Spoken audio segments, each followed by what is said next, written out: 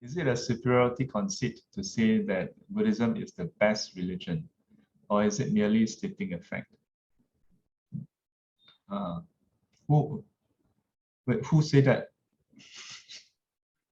Well, in the sutta, it is said that the Buddha is the supreme teaching, and the Dharma, no, the Buddha is the supreme teacher, and the Dharma is the supreme teaching. So if it's from the sutta, then it is merely stating as a fact. Yeah. So this part is a bit trickier. So the Buddha says that he don't see anybody who is who excel him, nor equal him in this world. That he is a peerless teacher, yeah, teacher of gods and men. He's peerless in that aspect.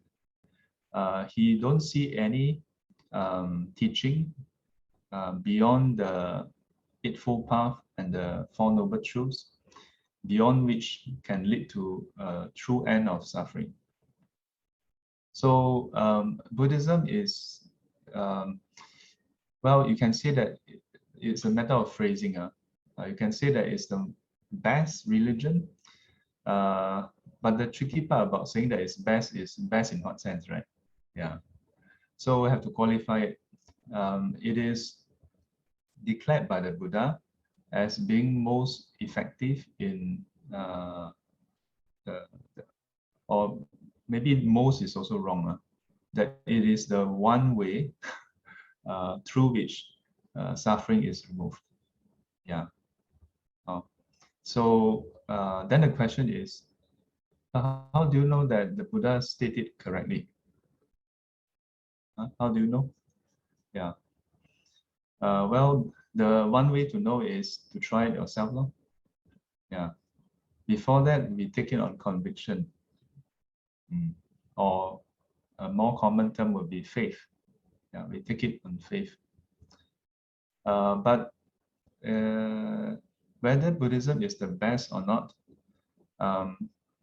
sometimes when we make such statements or we highlight such statements, it can lead to a lot of disputes. Yeah. It's like saying your father is the best. My father is the best father. Then other people are, yours best, then mine not good. So that's why I often say that as far as I'm concerned, my father and mother is the best father and mother I've ever had.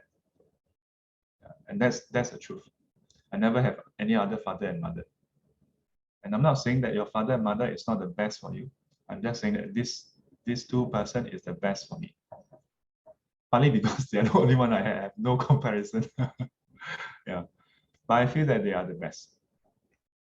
Yeah. And that's why it comes back to testing out the teachings, using the teachings. And when you use it to the extent that you use it and it's able to help you reduce your affliction. Yeah.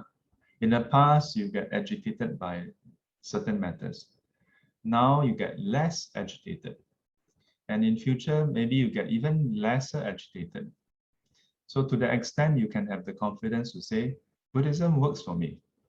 So insofar as helping me reduce and remove the agitation in my mind, the defilements in my mind, and in turn suffering, to the extent we do it, to the extent we have faith to say it is the best for me. Yeah. Buddhism doesn't work for everybody. Yeah, the truth is it doesn't work for everybody. If it works for everybody, the Buddha wouldn't have the question, this Dharma is deep and profound. Who can understand it? Yeah. He wouldn't have to teach only those who has little dust in their eyes. Yeah. If the Dharma, if Buddhism works for everybody, then after the Buddha arrives in the world, there shouldn't be any other religion. Everybody should just become Buddhist. Yeah, because it works for everybody, but it doesn't. Yeah. It works for those who have suffered enough. It also works for those who, but they also must have the suitable conditions and a modicum level of faith. Yeah, that initial faith is required. Sometimes when we learn Buddhism, we feel like faith has no place in the teachings. But faith actually plays a crucial role as well, as a starting catalyst, without which you wouldn't even start. Yeah, it is through that initial faith that we start to learn the Dharma. And then when we learn the Dharma, we have increased faith that keep our perseverance going, because it's not easier. And eventually it is when we affirm the teaching, yeah, verify the teaching for ourselves, then our faith becomes purified. Yeah. In some texts, then they change the use of term from faith to confidence or confirmed confidence to denote that it is a different quality. Yeah. But as far as I know, the term sada is still the same. Yeah. So in the Chinese Mahayana tradition, they still use sing. Yeah. But they have a phrase 真性解 or 净性.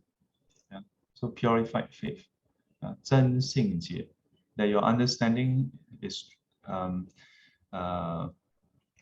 it's not superficial, is true, and it has faith element inside. Yeah. So the 性解, yeah, the faith and understanding is in line with reality. Oh. Yeah. So is Buddhism the best religion? That's for us to go and verify. Yeah. Is last time I would want to spend time to debate with people, yeah, to prove to them why it's. But the best way to prove to people that it's the best religion is for Buddhists to be free of affliction. Yeah, yeah. As we went through yesterday in the Diamond Sutra, 如意的境界，不如意的境界， yeah, 心能不动. Yeah, whether it's agreeable or disagreeable, we are able to be unperturbed. Yeah. When people offer you nice food, when people offer you not so nice food, yeah, we don't discriminate on that. Yeah, we're not affected by that. Yeah, yesterday the story, the Arahant led by the Arahant Venerable Mahakaccana, yeah, 下站连真者, yeah, his reply, 吃饱了就好. Yeah, it's good enough that we fill our stomach. Yeah.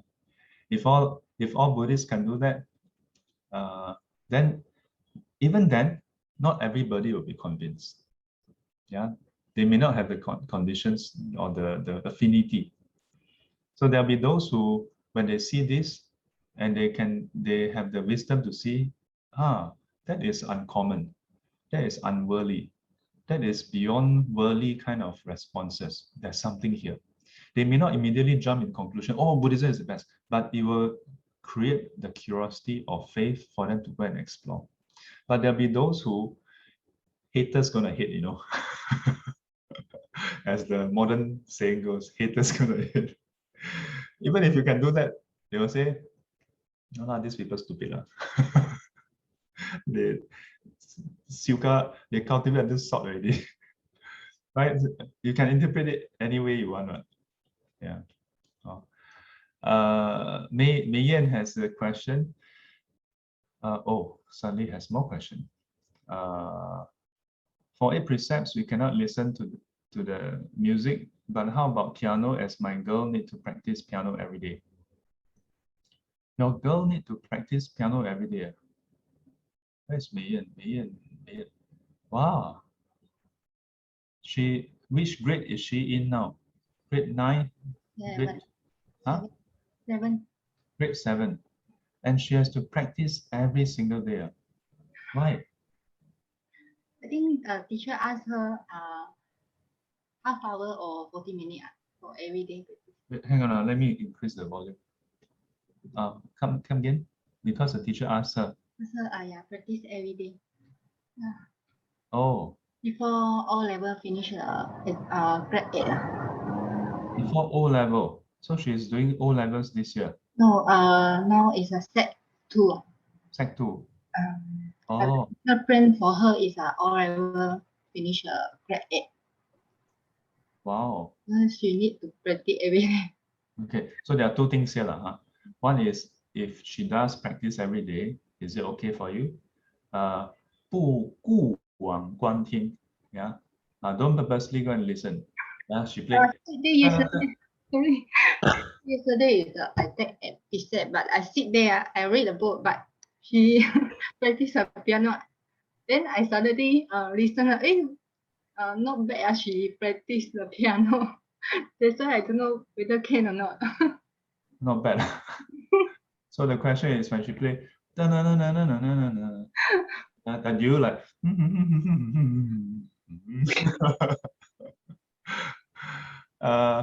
is she playing electronic piano? No, yeah, normal piano.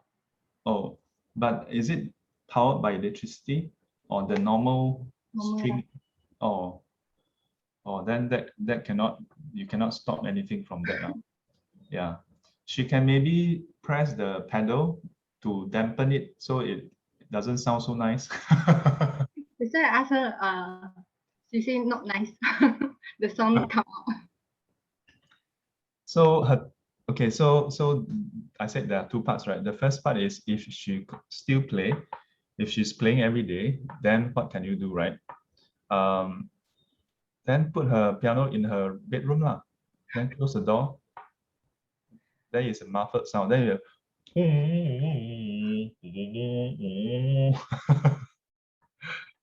I mean, but the exact way to resolve part 2 ultimately comes down to you not paying attention to the music.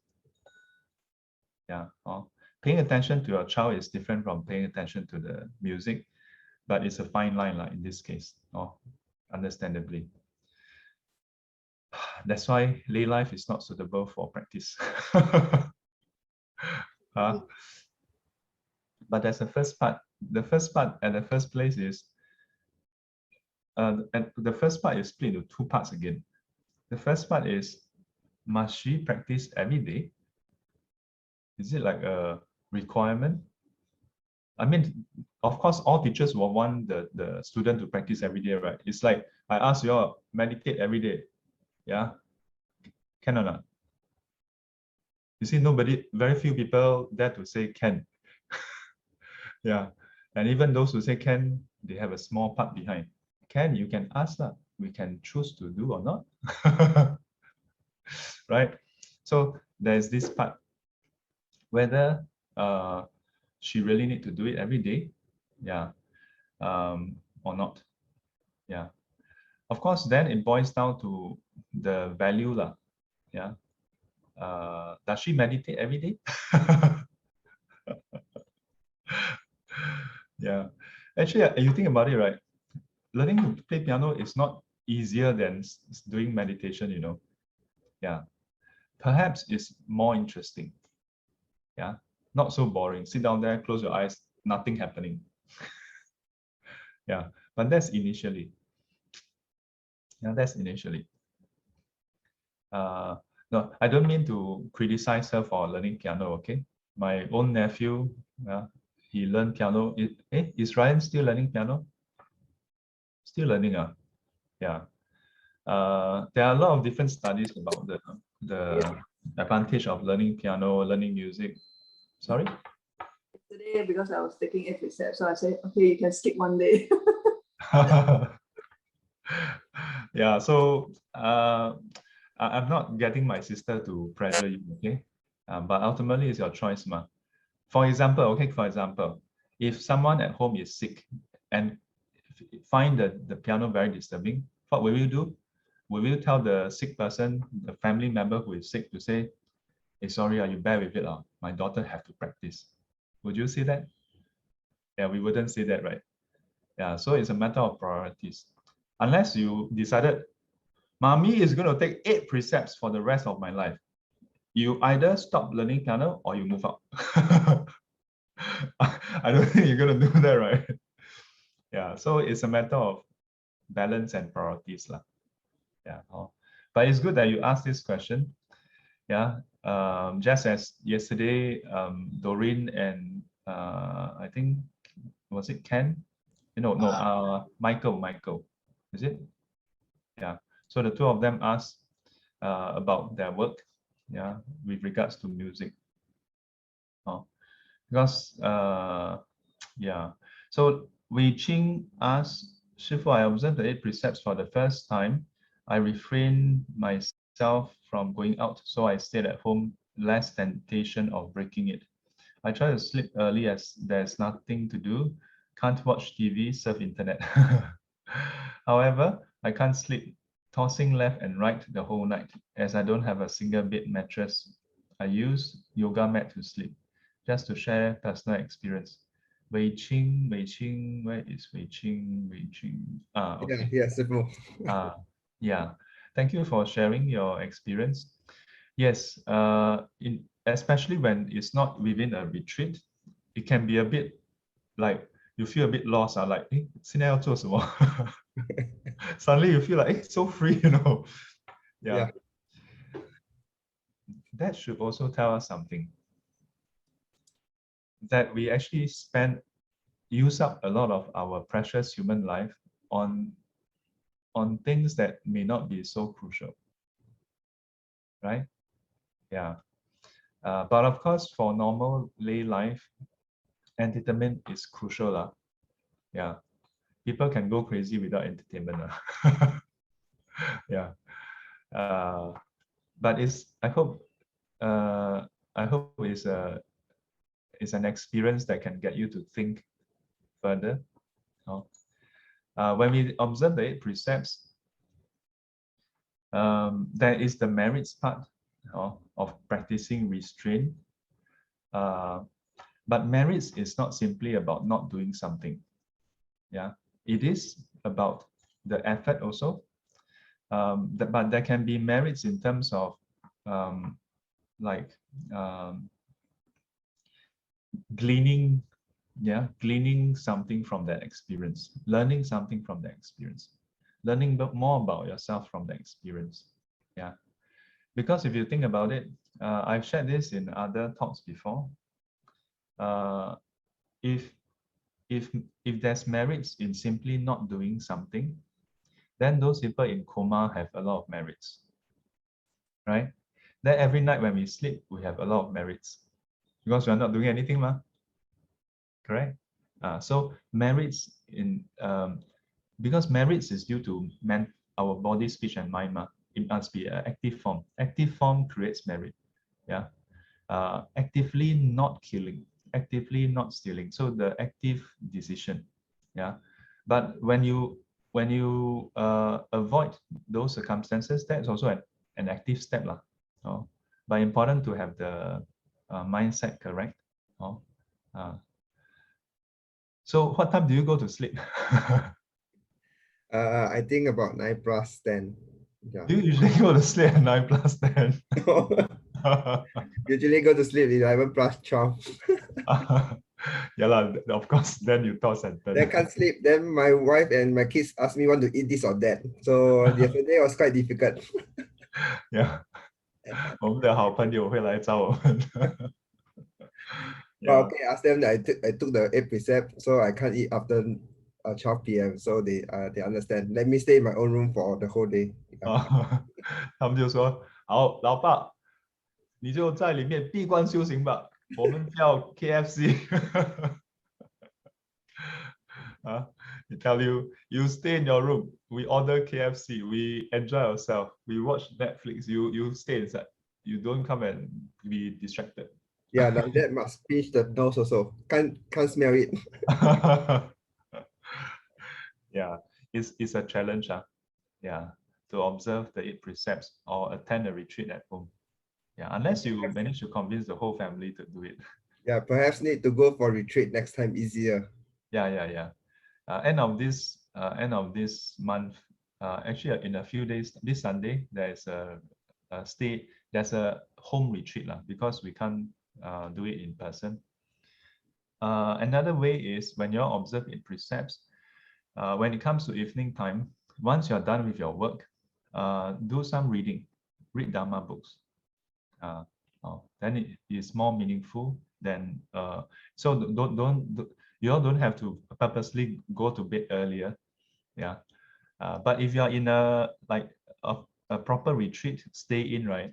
By 9+10, you are very tired already, because the whole day Sifu will be making you doing sitting, walking, sitting, walking, sitting, walking. By the time 9+, you bathe, then you lie down.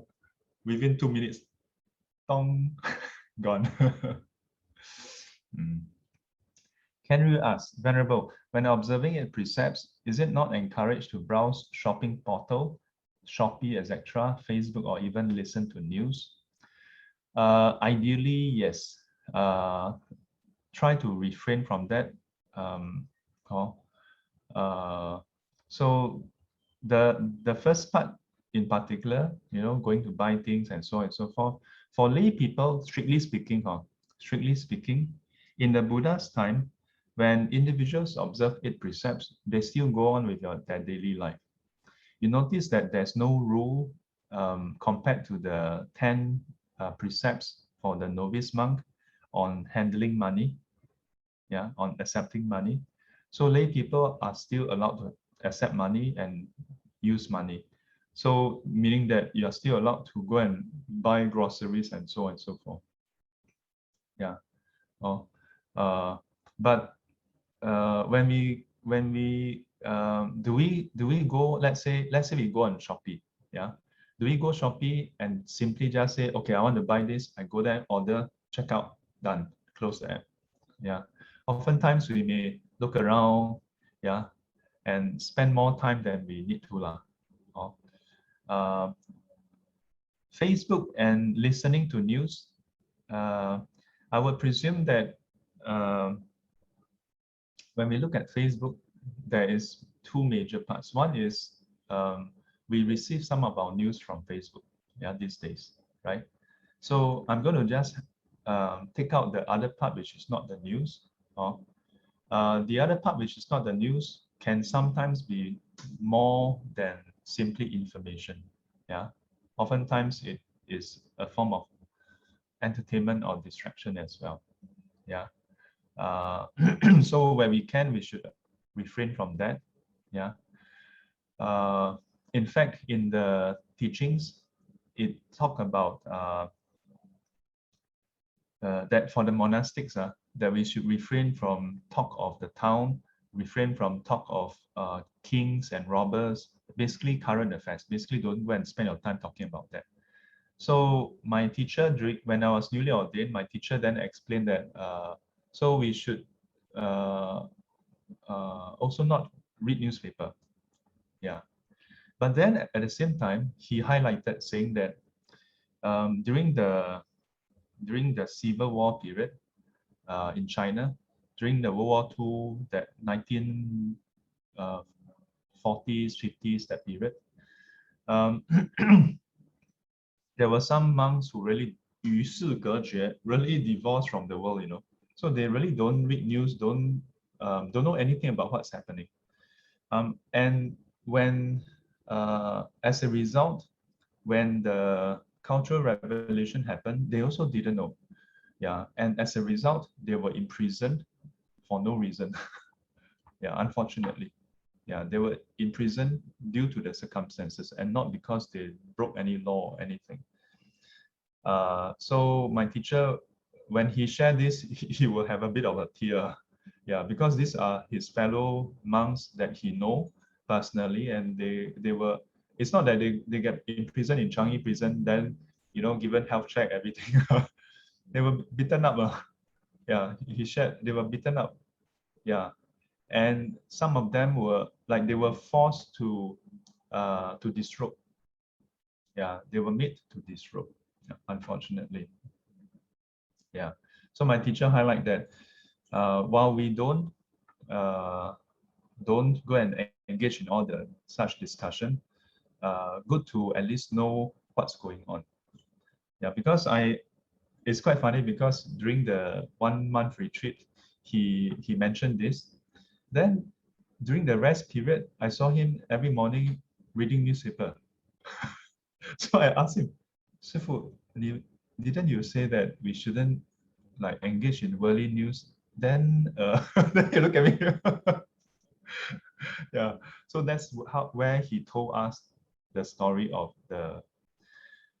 his friends getting in prison, the fellow monks. Yeah, but to be fair to him, I observed how he read newspaper. He just read the headlines. Yeah, he don't read the details. He just read the headlines. He every day when I was with him during the retreat, he really just flip the pages, read the headlines. Yeah, he don't like, hey, this one, oh, that star, oh, get married now, oh, divorce now. He don't bother with all this. Yeah. So Jolene says, I find taking 8 precepts helpful to remind myself to be more mindful of my speech and action at work. That's good. But I also have tendency to break it as we are exposed to meeting colleagues and customers in the process compared to staying at home. That's true. Yeah, that's true. So the question is,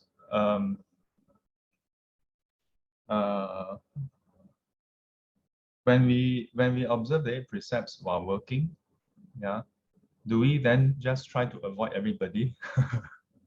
Yeah. I think what you said about it being helpful to help you be more mindful is good. Yeah. If you have to work, you have to work. Except for those cases where your work directly requires you to breach the precept, then you have to choose. Otherwise, it is part of the practice to watch yourself. Should we avoid taking 8 precepts knowing that we are more exposed to breaking it? And if we break it, what can we do what can we do if we what can we do when we come home? So if it is almost like a guarantee that you will break the precepts, then maybe you have to choose. No point putting yourself in harm's way. But if it's not, then you should try your best. Because otherwise, for some people, then they almost never have a chance to observe 8 precepts. Because especially for a lay person, let's say work time is not suitable, then weekend you are with your family also not suitable. Then when is suitable, right? Yeah. So what can you do? If you should text the preceptor, yeah, to inform the preceptor that you have broken the precepts, yeah, or to, and then the preceptor will verify with you on the details whether you have really broken the precepts, and then give you an admonition, yeah, and then after that help you do a repentance. Yeah. For 8 precepts, there are certain rules that by the time you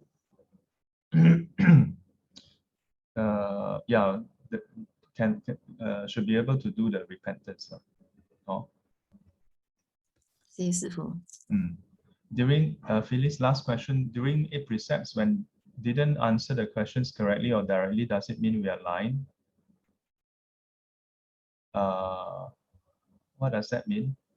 Didn't answer the questions, as in the 能吃否啊? Meaning if how do I say, if being asked like so maybe there's a question being asked, but I didn't answer correctly. So does it mean that we are lying? Meaning that when you observe the 8 precepts for that 1 day, 1 night, if someone asks you questions and you didn't answer correctly or directly, does it mean we are lying? Okay. So depends on why you didn't answer correctly. Yeah.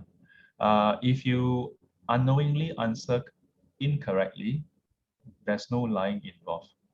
Yeah, like let's say someone asks you, how much is this phone? And you thought that it's $300. So you said $300. Later on, you found out, or he found out, that it's actually not $300. You didn't lie because you said according to what you know. Another case is you didn't answer directly. The person asks you, how much is this phone? And you, because you're not sure, you said, I'm not so sure. Yeah. Or maybe you bought this phone at a very low price. Maybe it's staff purchase and you don't want your friend to know because your friend who bought for you tell you don't tell anybody because it's not so nice, and friend don't want the whole world to go after him or her for staff purchase. So you say, this one quite cheap lah, quite okay lah, you know. So does this constitute lying? So this is my favorite, and it's the same thing I always tell people. Imagine if you go to Geylang, go to Buddhist library for Dharma talk, Dharma class, then at about 9 plus you finish, then you walk towards the MRT station, and halfway through, then this uncle at the coffee shop asks you, 小姐,回家. What will you reply? Would you reply that person? Yeah, you're 9 plus in Geylang. I mean, I grew up in Geylang, so I have nothing against Geylang, okay? But the preconception is Geylang is very shady, right? So imagine you're walking home, walking back to the MRT station to take the train back, and then this uncle come and, 小姐, miss, going home ah. So are you going to reply him? No, right? Yeah.